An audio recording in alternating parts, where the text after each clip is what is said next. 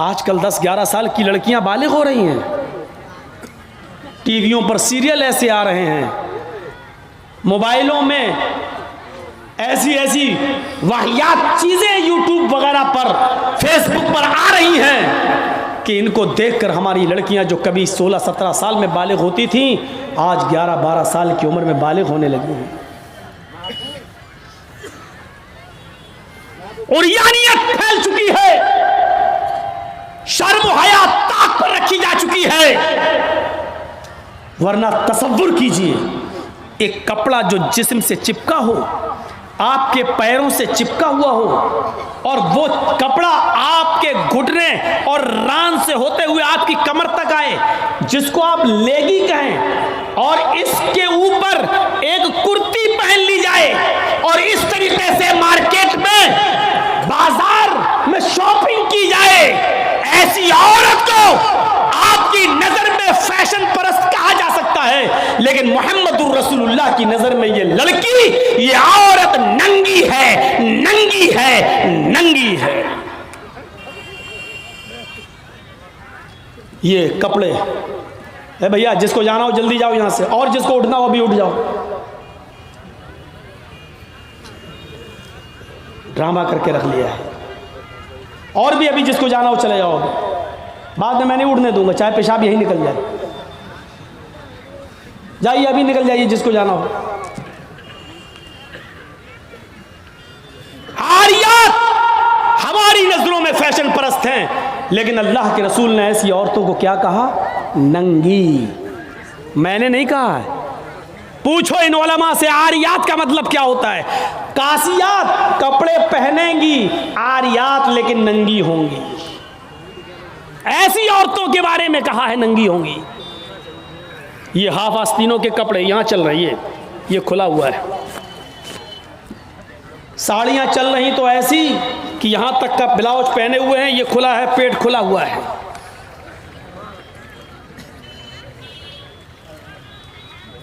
और जो चंद बुरके अब चल भी रहे हैं बिहार बंगाल में, पहले तो चलते नहीं थे, तो अब बुरकों में भी डिजाइन चलने लगी है। कड़े हुए बुरके, डिजाइनदार बुरके। अब एक बात बताइए, बुरके को आप एक तो डिजाइनदार बना रहे हैं, और दूसरा जब औरत या लड़की जब बुरका ओढ़ती है तो सीने पर फूल बना दिए आप। ये बताइए यहां फूल बनाने की क्या जरूरत थी? जब वो पहनती है तो फूल सीने पर, और वो लड़की ने ये बुर्का खरीदा क्यों? इसका मतलब क्या है कि वो भी इसलिए खरीद रही है ताकि मेरे फूलों पर नजर। ये सुनना पड़ेगा तुम्हें नहीं, तुम्हारे बाप को भी सुनना पड़ेगा। जब तक मैं इस कुर्सी पर हूं, ये अथॉरिटी, ये पावर मुझे इस्लाम ने दिया है, सुनना पड़ेगा। क्यों खरीदा है उसने ये बुर्का? यूपी साइड में आ जाओ, लखनऊ के बुरके देख लो, बम्बई के देख लो, हैदराबादी बुरके देख लो। कसम खुदा की अब बुरके बुरके नहीं रह गए। अब 60 साल की बुढ़ी भी ओढ़ ले तो ऐसा लगता है जैसे वो 18 साल की लड़की जा रही है। ये बुरके एक बार सच्चा वाकया है। 60, 65, 70 साल की बुढ़िया ऐसा ही बुरका ओढ़ के चेहरा छुपा के जा रही थी धीरे धीरे। भाई बुढ़ी थी वो, धीरे धीरे चल रही थी, तो एक लड़का उसका पीछा करने लगा। 20-22 साल का लड़का उस बुढ़ी का पीछा करने लगा, क्योंकि जो सोचने लगा बुर्का इतना खूबसूरत है तो बुरके के अंदर कितना खूबसूरत माल होगा, बुरके वाली कैसी होगी, उसका पीछा करने लगा। बुढ़िया धीरे धीरे चल रही, लड़का समझ रहा मुझे लिफ्ट दे रही है, मेरी वजह से धीरे धीरे चल रही, जबकि वो अपनी कमजोरी की वजह से धीरे धीरे चल रही। बुढ़िया समझ गई ये लड़का मेरा पीछा कर रहा है, तो थोड़ी दूर चलने के बाद उसने अपना नकाब खोला और अपनी तुतलाती जबान में बोली, बेटा। लड़के का तो मूड खराब हो गया, कम वक्त मेरा तो मामला ही गड़बड़ हो गया। बेटा तू मेरा पीछा क्यों कर रहा है, मैं तो तेरी अम्मा की उम्र की हूँ। लड़के को भी गुस्सा आ गया, कभी बात मैं अपने लिए नहीं अपने अब्बा के लिए ढूंढ रहा हूँ। अब 60, 65, 70 साल की बूढ़ियों को ऐसे खूबसूरत बुरके पहनने की क्या जरूरत? बुरकों का मकसद जो कभी था पर्दा, लेकिन आज उनका मकसद भी वो नहीं रह गया है। अल्लाह के नबी के ज़माने में एक सहाबी अल्लाह के नबी के पास आती हैं, मुस्नद अहमद की सही रिवायत, जिनकी चादर कपड़े से नीचे, टखने से नीचे, चप्पल से नीचे ज़मीन की मिट्टी उड़ाती हुई आती और कहती, अल्लाह के रसूल मैं इस चादर को उड़कर नमाज पढ़ने जाती हूँ। आपने कहा चादर इतनी नीची होनी चाहिए। उसने कहा अल्लाह के नबी कभी कभी ज़मीन पर पेशाब व पायखाना पड़ा होता है, गंदगी पड़ी होती है, तो क्या मैं थोड़ी सी ऊपर करके पायखाना गंदगी को क्रॉस करके आगे निकल जाऊं? आपने कहा नहीं, दाएं से निकल जा, बाएं से निकल जा। कहने लगी दाएं भी मर्द बैठे होते हैं, बाएं भी मर्द बैठे होते हैं, मुझे उसी गंदगी के ऊपर से निकलना है। अल्लाह के रसूल इजाजत दे दीजिए, मैं थोड़ा सा ऊपर कर लूं और निकल जाऊं, उसके बाद नीचे कर लूंगा। जब गंदगी को क्रॉस कर लूंगी तो चादर में नीचे कर लूंगी। अल्लाह के नबी कहते हैं अगर मर्द दाएं बैठे हैं, बाएं बैठे हैं, तो तू उसी गंदगी के ऊपर से निकल जा। कहने लगी अल्लाह के रसूल वो गंदगी मेरी चादर में लग जाएगी, आप मुझे ऊपर उठाने की इजाजत नहीं दे रहे हैं, टखने से ऊपर, चप्पल से ऊपर चादर उठाने की इजाजत क्यों नहीं दे देते हैं? आपने कहा नहीं, चादर उठाने की इजाजत, चप्पल से भी ऊपर चादर उठाने की इजाजत नहीं दूंगा। कहा अल्लाह के रसूल फिर उस चादर में पेशाब और पायखाना लग जाएगा। आपने कहा लग जाने दे। कहने लगी है अल्लाह के रसूल उसी चादर को तो ओढ़कर मैं नमाज पढ़ती हूँ मस्जिद में। जब ऊपर औरतों का अलग इंतजाम होता है या पर्दे में औरतों का इंतजाम होता है, तो मैं इसी चादर को ओढ़े ओढ़े नमाज पढ़ती हूँ। आपने कहा उसी चादर को ओढ़कर नमाज पढ़ ले। कहने लगी उसमें पेशाब और पायखाना लग जाएगा, क्या उसी और चादर को ओढ़कर नमाज पढ़ लूं? आपने फरमाया हाँ। आए औरत, जब पेशाब और पायखाना तेरी चादर में लगेगा, जब तू आगे बढ़ेगी तो तेरी चादर जमीन पर पड़ी हुई मिट्टी से रगड़ खाएगी, क्योंकि तेरी चादर नीचे है। जब पेशाब और पायखाना उसमें भर जाएगा, जब तू आगे बढ़ेगी तो जमीन पर पड़ी हुई मिट्टी पर तेरी चादर रगड़ खाएगी, और जमीन पर पड़ी हुई मिट्टी से रगड़ने की वजह से जमीन की पाक मिट्टी तेरी चादर को पाक कर देगी। लेकिन तुझे चादर उठाने की इजाजत नहीं, उसी चादर में तू नमाज पढ़ ले। गंदगी लगती है तो लग जाने दे, आगे बढ़ेगी तो जमीन पर पड़ी हुई पाक मिट्टी तेरी चादर को पाक कर देगी। मेरे भाइयों, पेशाब और पायखाना देखकर भी अल्लाह के रसूल ने औरत को चादर उठाने की इजाजत नहीं दी। मेरी बहनों, तुम्हारे दिल कैसे गवारा कर लेते हैं? जलसों में भी चूड़ियां खरीदने के लिए, बैलून खरीदने के लिए, जलेबियां खरीदने के लिए तुम किस तरीके से लेडीज पिंडाल से निकलकर तुम बाजारों में घूम लेती हो? शर्म आनी चाहिए। तुम्हारे कलेजे और तुम्हारे दिल कैसे गवारा कर लेते हैं कि लड़के और लड़कियां एक जगह शॉपिंग करें, दुकानदारी करें, खरीदारी करें? ये तुम्हारे कलेजे, तुम्हारे ज़मीर कैसे गवारा कर लेते हैं? जबकि अल्लाह के नबी फरमाते हैं ला यखलुअन्न रजुलुम बिमरातिन इल्ला कान सालिसुहुम शैतान। कोई मर्द किसी औरत से तन्हाई में न मिले, कोई मर्द किसी औरत से अकेले में न मिले कि उसमें तीसरा शैतान होता है, उसमें तीसरा बहकाने वाला शैतान होता है। मेरे भाइयों, इस्लाम का कानून यही है, इस्लाम का निजाम यही है। एक औरत, उसका शौहर मर चुका है, औरत के पास बहुत ज्यादा पैसा है, वो हज करना जाना चाहती है, शौहर इंतकाल कर गया, अब औरत अकेले हज करने नहीं जा सकती है, जबकि मुस्तती है, साहिब इस्तिताअत है, हज करने जाना चाहती है, अच्छा काम करने जाना चाहती है। इस्लाम कहता है कि तेरा शौहर नहीं है तो भाई के साथ जा, भाई नहीं है तो बाप के साथ जा, बाप नहीं है तो बेटे के साथ जा, लेकिन किसी महरम का होना जरूरी है, उसके साथ जा। चीख कर औरत कहती है कोई नहीं है, मेरे पास दौलत है। अल्लाह के नबी कहते हैं फिर दौलत संभाल कर अपने पास रख। अगर तेरा भाई नहीं है, बेटा नहीं है, शौहर नहीं है, बाप नहीं है, कोई महरम नहीं है, तो तू अकेले हज करने नहीं जा सकती है। नहीं, अरे अल्लाह के नबी, मेरा पड़ोस में बड़ा अच्छा नेक हाजी नमाजी नेक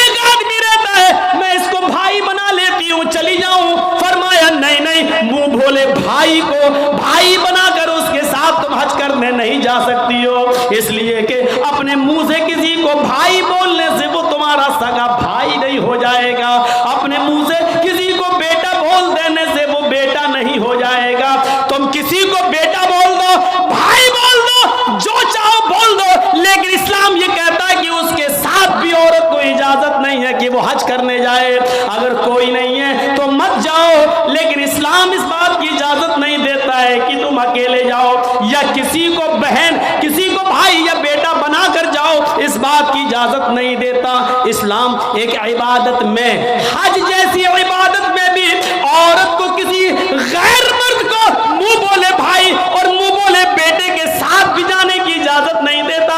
तो मेरे भाइयों, जब खाने काबा में जाने की इजाजत नहीं देता है, सफा मरवा की सई की इजाजत नहीं देता है, इतनी खूबसूरत इबादत की इजाजत नहीं देता है, तो बाजारों में अकेले घूमकर शॉपिंग करने की इजाजत कैसे देगा? फिर बाजार के अंदर औरत को अकेले जाने की इजाजत कैसे देगा? इतनी खूबसूरत इबादत करने की इजाजत नहीं देता है, इतनी खूबसूरत इबादत करने की इजाजत नहीं देता है, तो मेरे भाइयों फिर औरत को बाजारों में घूमने की इजाजत कैसे देगा? फिर बाजार में घूमने और बाजार में सैर व तफरीह की इजाजत कैसे देगा? हमारी माँ बहनों को इस बात को सोचना चाहिए, गौर करना चाहिए, संजीदगी से इसको लेना चाहिए। एक जमाना था, हजरत फातिमा कह रही हैं, आए अली मैं इतनी बीमार हूँ, इतनी बीमार हूँ, लगता नहीं कि इस बीमारी में मैं बच पाऊंगी। आए अली अगर मुझे कुछ हो जाए, अगर मेरा इंतकाल हो जाए, आए अली तो मुझे दिन के उजाले में दफनाने मत ले जाना, रात की तारीकी में ईशा की नमाज के बाद मुझे कब्रिस्तान में दफन करना। हजरत अली ने कहा, अय फातिमा ऐसा क्यों कह रही हो? अगर तुम्हारा इंतकाल सुबह फजर के बाद हो तो क्या ईशा तक हम तुम्हारे जनाजे को रखेंगे, मिट्टी को रखेंगे? तुम्हारे बाप का, तुम्हारे अब्बू का फरमान है कि मैयत को जल्दी कब्रिस्तान ले जाओ, फिर मैं लेट कैसे करूं? फरमाती हैं, आए अली, आए मेरे प्यारे शौहर, मुझे रात में ही ले जाना, मेरी बात को गिरा बांधो, मेरी बात को मजबूती से पकड़ लो, मेरी वसीयत को याद रखना, चाहे मेरा इंतकाल कभी भी हो, लेकिन मुझे ईशा के बाद दफनाना, मुझे दिन के उजाले में कब्रिस्तान न ले जाना। आए अली मैं नहीं चाहती हूँ कि मेरे मुर्दा जिस्म पर पड़े हुए कफन पर भी किसी गैर मर्द की नजर पड़े, मैं अपने कफन पर भी किसी गैर मर्द की नजर नहीं पड़ने देना चाहती हूँ। आए अली मुझे रात में ले जाना, दिन के उजाले में नहीं, मैं नहीं चाहती कि मेरे कफन पर भी किसी गैर मर्द की नजर पड़े। मेरे भाइयों, इंतकाल के बाद निकाह जायज नहीं है, इंतकाल के बाद शादी नहीं होती है, लेकिन इंतकाल के बाद भी अपने जिस्म को तो छोड़ो, अपने कफन को भी किसी गैर मर्द को देखने की इजाजत नहीं दे रही है। ये था हजरत फातिमा का पर्दा। इस पर्दे की रोशनी में मेरी बहनों, अपने गरीबानों में झांक कर देखो, अपने गरीबानों के बटन खोलो और तलाश करो हम कहाँ खड़े हैं, हमारा पर्दा क्या है, हमारी इज्जत व आबरू क्या है। आज हम हमारे चेहरों का हरकत व नाकस देख रहा है, कल तक हमारे इन खूबसूरत गालों को कभी आसमान की निगाहों ने भी नहीं देखा था, चांद और सितारों ने भी नहीं देखा था, और आज जो चाहता है देख लेता है, हरकत व नाकस जिसको चाहो आज वो बड़ी आसानी से हमारी बहनों बेटियों का दीदार कर रहा है। और एक और बात, जितना अमीर बाप है, जितना अमीर बाप है, जितना भी बाप अमीर मिलेगा आपको, आप देखिएगा उसकी बेटी उतने ही कम कपड़े पहने हुए होगी। किस बात का अमीर है तू? काहे का अमीर है तू? अपनी बेटी को 5 मीटर का कपड़ा लाकर नहीं दे सकता है तो काहे का अमीर है तू?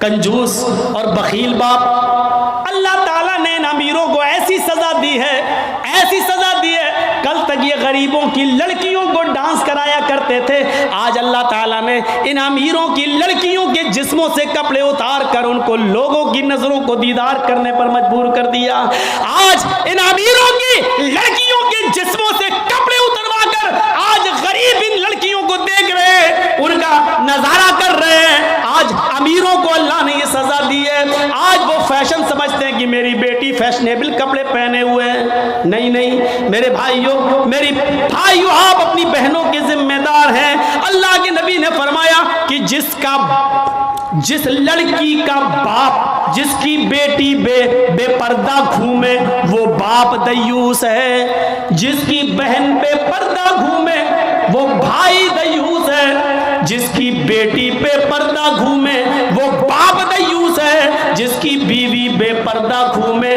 वो शौहर दयूस है। गौर करो कितनी साफ लफ्जों में, कितने साफ लफ्जों में अल्लाह के नबी ने फरमाया, जिसकी बहन बेपर्दा घूमे वो भाई दयूस, जिसकी बेटी बेपर्दा घूमे वो बाप दयूस, जिसकी बेटी बेपर्दा घूमे वो बाप दयूस, जिसकी बीवी बेपर्दा घूमे वो शौहर दयूस।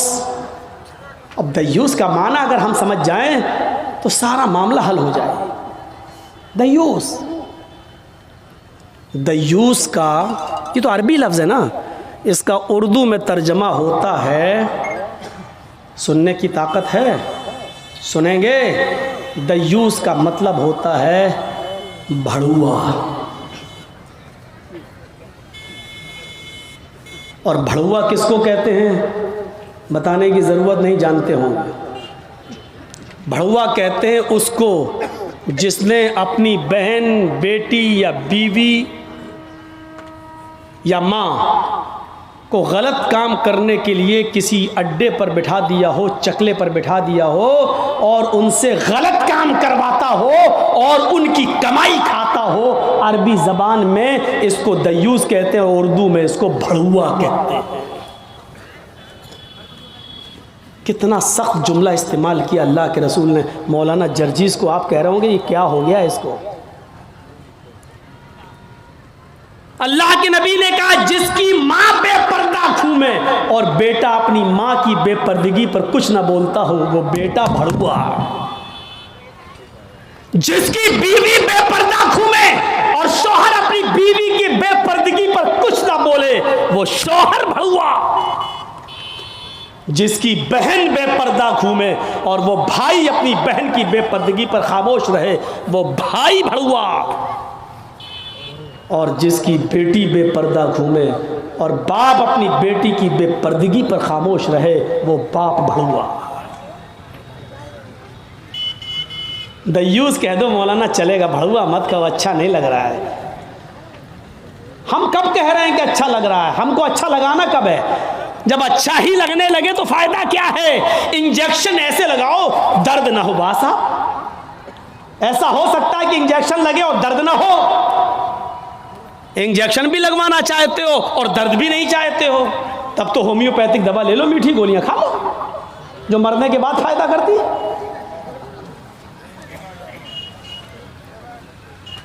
होम्योपैथिक दवा के बारे में यही मशहूर है, बहुत लेट फायदा करती है, तो हमने कह दिया मरने के बाद फायदा करती है।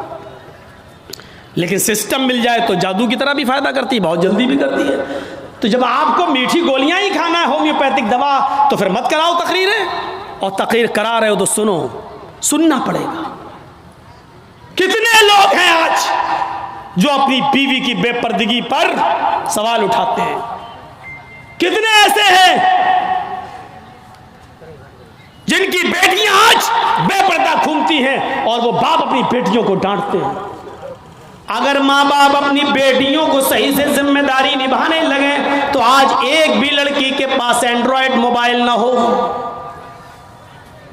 हमारी 18-20 साल की लड़की जिसकी शादी नहीं हुई घर पे रहती है, उसके हाथ में एंड्रॉयड मोबाइल चीख चीख के बता रहा है कि बाप की तरबियत में कमी है, बाप अपनी बेटी पर पूरा का पूरा हुक्मरान नहीं है, हाकिम नहीं है, या ये कह रहा है बेटी के हाथ में वो एंड्रॉयड मोबाइल चीख चीख के कह रहा है ये बाप ना कह रहा है, बेटी के आगे बाप की नहीं चल रही है, बाप मजबूर हो चुका है। मेरे भाइयों, अगर बाप मजबूर न होता तो बेटी के हाथ में एंड्रॉयड मोबाइल नहीं होता। क्या जरूरत है बेटी के हाथ में देने की? वो तो घर में रहती है, क्यों चलाएगी साथ? आपकी बेटी 18-20 साल की क्यों फेसबुक चलाएगी? क्यों व्हाट्सएप चलाएगी? क्यों मैसेंजर चलाएगी? और आप कैसे अपनी बेटी को फेसबुक और मैसेंजर और व्हाट्सएप चलाने के लिए ढील दे सकते हैं? कैसे? आपका ये दिल कैसे गवारा कर लेता है?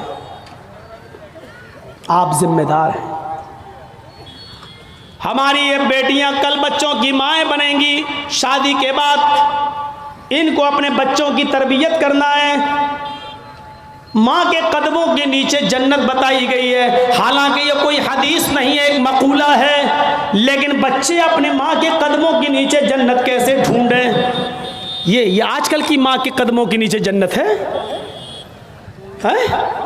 जिसको खुद नहीं मालूम कि कदम मेरे कहाँ हैं, उसके कदमों के नीचे बच्चे जन्नत ढूंढेंगे? हमें सोचना है, हमें अपनी बेटियों की तरबियत करना है। इमाम अहमद इब्न हंबल अपनी मुस्नद के अंदर एक वाक़या नकल करते हैं कि एक सहाबिया थी, उनके घर में एक बच्चा पैदा हुआ। एक सहाबिया थी, उनके घर में एक बच्चा पैदा हुआ। जब बच्चा पेशाब करता था तो पानी का लोटा उस बच्चे की शर्मगाह पे डाल देती थी। जैसी बच्चे ने पेशाब किया वो पानी लाती और शर्मगाह पे डाल देती। वो सहाबिया कहती हैं, मेरा बेटा जब चलने के लायक हुआ, पहला दिन था उसका चलने का, पहला दिन था मेरे बेटे के चलने का, पहला दिन था मेरा बेटा खड़े होकर जब चला, मेरे बेटे को जब पेशाब की जरूरत महसूस हुई तो उसने पानी का बर्तन देखना शुरू कर दिया। माँ कहती है कि मैं देख रही थी अपने बेटे को, जब भी वो पेशाब करता था तो मैं पानी उसकी शर्मगाह पे डाल देती थी। आज देखती हूँ मेरा बेटा चल रहा है, देखती हूँ ये क्या करता है। जब बेटा पहला दिन चलने के लायक हुआ, पहला दिन था, तो बेटे ने पानी का प्याला उठाया और दोनों हाथ से पकड़कर धीरे धीरे चला और एक कोने में जाकर बैठ गया, पेशाब किया और पेशाब करने के बाद वो पानी का प्याला अपनी शर्मगाह पे डालने लगा। उसको इस्तिंजा करना नहीं आता था, उसको धोने का तमीज भी नहीं मालूम था, उसको पता ही नहीं, लेकिन वो वैसा ही कर रहा है जैसी उसकी माँ ने उसको बताया। जैसे उसकी माँ उसके साथ कर देती थी, वो पानी का प्याला उठाकर अपनी शर्मगाह पे डाल लिया और खाली प्याला लेकर अपनी माँ के पास आ गया। माँ की आंखों में आंसू आ गए, आसमान पर नजर डालकर कहती है, फुज़्तु बिरब्बिल काबा, काबे के रब की कसम मैं कामयाब हो गई, अल्लाह की कसम मैं कामयाब हो गई। अपने बच्चे को जो सिखाना चाहती थी मेरे बच्चे ने वो सीख लिया। मैं अपने बच्चे को जो तरबियत देना चाहती थी मेरे बच्चे ने वो तरबियत हासिल कर ली। मुझे उम्मीद है कि मेरा बच्चा कभी नापाक नहीं रहेगा। मेरा बच्चा जब भी पेशाब करेगा तो पानी जरूर ले जाएगा और इस्तिंजा करेगा। उस जमाने की माएँ अपने बच्चों को बचपन से ये आदतें डलवाती थी, और आजकल की माँ देख लो, अपने बच्चे का अंडरवियर नेकर उतार कर कहती बेटा यहाँ खड़े होकर पेशाब कर ले। ये माँ अपने बच्चों को क्या तरबियत देंगी? जबकि नेपोलियन ने कहा था कि mother's lap is first college for children, माँ की गोद ये बच्चे का पहला मदरसा होती है, पहली यूनिवर्सिटी माँ की गोद है। जो बच्चा अपनी माँ की गोद से तरबियत हासिल करके नहीं निकला वो किसी यूनिवर्सिटी से तरबियत हासिल नहीं कर सकता है। आज भी देख लो, किशनगंज में भी यूनिवर्सिटियां होंगी, किशनगंज में भी कॉलेज होंगे, उस कॉलेज से बीए, एमए, पीएचडी, एमबीबीएस और एमडी की डिग्री लेकर निकलने वाले बच्चों की तादाद भी बहुत होगी। लेकिन उन्हीं बच्चों को देखिए खड़े होकर सड़क के किनारे पैंट की चैन खोलकर धार मार रहे होंगे, पेशाब कर रहे होंगे। ये इन यूनिवर्सिटियों के फारिगीन स्टूडेंट हैं जो फारिग होकर निकले, जिनको एमडी करने के बाद, एमबीबीएस करने के बाद भी पेशाब करने की अकल नहीं आई है। इनसे तो बेहतर वो कुत्ता है जो कम से कम पेशाब करता है तो एक टांग तो उठा लेता है ताकि उसके ऊपर छींटे ना आए। इन्होंने यूनिवर्सिटी से पढ़ने के बाद भी ये कुत्ते से भी बदतर बनकर निकले हैं। वो यूनिवर्सिटी इनको इंसान नहीं बना सकी, वो कॉलेज उनको इंसान नहीं बना सके, वो स्कूल इनको इंसान नहीं बना सके। एमडी, पीएचडी करने के बाद भी आज कुत्तों से बुरी तरह पेशाब करते हुए नजर आएंगे। कह लेने दीजिए मुझे कुत्ता, गधा, जो कुछ भी बोलता हूं मैं सब। आज मुझे इजाज़त दीजिए मेरे भाइयों, कहो कि जानवरों की इजाज़त मत बोलो, हम लोग इंसान हैं। कुरान ने भी जानवरों की मिसालें दी हैं। उलाइका कल अनाम बल हुम अज़ल, ये चौपायों की तरह हैं बल्कि उनसे भी ज़्यादा गए गुजरे। कुरान ने कहा है ये चौपायों की तरह है बल्कि उनसे भी ज़्यादा गए गुजरे, उनसे भी ज़्यादा गए गुजरे। जब कुरान ने मिसाल दी है तो हम क्यों नहीं मिसाल दे सकते हैं? अपने बारे में सोचो, सोचो। हैं? अब्दुल कादिर जिलानी बगदादी रहमतुल्लाह अलैह की तारीख कौन नहीं जानता, जिनको आज लोग बड़े पीर साहब के नाम से भी जानते हैं, जिनके नाम पर 11वीं की बिरयानी की डेग भी बनाते हैं। वो अब्दुल कादिर जिलानी जब 12 साल के थे, उनकी माँ ने उनको एक काफिले के साथ भेजा था, कहा बेटे हालात कितने भी सख्त हों लेकिन झूठ कभी मत बोलना। और जब चोरों ने और डाकुओं ने जब इस काफिले को लूटा तो इस बच्चे से पूछा अब्दुल कादिर से, तेरे पास भी कुछ है? उसने कहा हाँ है। कहा क्या है? 40 अशरफी। कहाँ है? मेरे कुर्ते के अस्तर में। अस्तर को फाड़ के देखा तो 40 अशरफी मिली। पूछा बेटा ये तो ऐसी जगह छिपी हुई थी, किसी को पता नहीं, तूने क्यों बता दिया? लड़के ने जवाब दिया, मेरी माँ ने मुझे चलते वक्त नसीहत की थी कि बेटा हालात कितने भी खराब हो लेकिन कभी झूठ मत बोलना। मैंने अपनी बात, माँ की बात मानी है। चोरों का, डकैतों का, डाकुओं का असर खत्म होता है और रोने लगते हैं और कहते हैं ये बच्चा अपनी माँ की इतनी बात मानता है कि ऐसे मोड़ पर भी उसने अपनी माँ की नाफरमानी नहीं की, हम तो अपने रब की नाफरमानी कर रहे हैं। सारा सामान जो लूटा था सबको वापस कर दिया और सारे के सारे चोरों ने, डाकुओं ने तौबा कर ली। मेरे प्यारे साथियों, एक बच्चा जब अपनी माँ का फरमाबरदार बनता है और माँ की बात मानता है तो माँ की दुआ तमाम डकैतों को तौबा करने पर मजबूर कर देती है। मेरे प्यारे साथियों, ये माँ की तरबियत थी जिसने अब्दुल कादिर जिलानी को एक बुजुर्ग के रूप में पैदा किया है, एक बुजुर्ग के रूप में देखा है। ये माँ की तरबियत थी। और एक उस माँ की तरबियत पर नजर डालो कि जब सुल्तान डाकू को फांसी हुई, जब सुल्तान डाकू को फांसी के तख्ते पर लटकाया गया तो उससे पूछा गया तुम्हारी आखिरी तमन्ना क्या है? उसने कहा मेरी आखिरी तमन्ना यह है कि मेरी फांसी मेरी माँ के सामने मुझे दी जाए। उसकी माँ को बुलाया गया, कहा तेरा बेटा तेरे आंखों के सामने मरना चाहता है। सुल्तान डाकू की माँ की आंखों में आंसू आ गए। पुलिस वालों ने पूछा आखिर माँ के सामने तुम क्यों मरना चाहते हो? उसने कहा ताकि मेरी माँ देखे मौत के वक्त पैर कैसे तड़पते हैं, हाथ कैसे तड़पते हैं और रूह कैसे निकलती है। कहा लेकिन तुम इसके लिए माँ को क्यों मजबूर करके लाए हो? फरमाया पुलिस वालों तुम नहीं जानते हो, जब मैं 8 साल का था, 10 साल का था, मेरी माँ ने मुझसे एक अंडा मंगवाया था। मैं एक दुकान पर गया था, मैं अंडा लेने गया था लेकिन एक अंडा मैंने चोरी कर लिया था दुकानदार का और मैं उसको अपनी जेब में भर लिया था। फिर मैंने उसके पैसे नहीं दिए थे, वापस आ गया। मैंने जब वो अंडा अपनी माँ को दिया और पैसे भी वापस किए, माँ ने कहा क्या हुआ, अंडे वाले ने पैसे नहीं लिए? मैंने कहा नहीं, मैं अंडा चुरा लाया हूँ। तो मेरी माँ ने मुझे थपथपाया था कि बेटा हम लोग गरीब हैं, अच्छा किया तूने ये पैसा बचा लिया, किसी और काम आएगा। फिर यहीं से मुझे चोरी की आदत पड़ती है, मेरे हौसले बढ़ते हैं, फिर मैं डाकू बनता हूं। फिर मैंने लोगों का माल लूटा और जब लोगों ने नहीं दिया तो मैंने उनकी जानें ली। फिर मैं बहुत बड़ा लुटेरा बन गया और इतना बड़ा लुटेरा बना के पकड़ा गया और कानून ने मुझे फांसी की सजा दी। अगर मेरी माँ ने मुझे अंडा चुराते वक्त जब मैं घर पे लाया था उसी वक्त एक थप्पड़ मारा होता और अंडे वाले को देकर माफी मांग ली होती तो आज मैं इतना बड़ा चोर नहीं बनता, आज इतना बड़ा मैं डाकू नहीं बनता, आज मैं इतना बड़ा लुटेरा नहीं बनता। ये मेरी माँ की तरबियत थी जिसने मुझे फांसी के तख्ते पर आग चढ़ा दिया।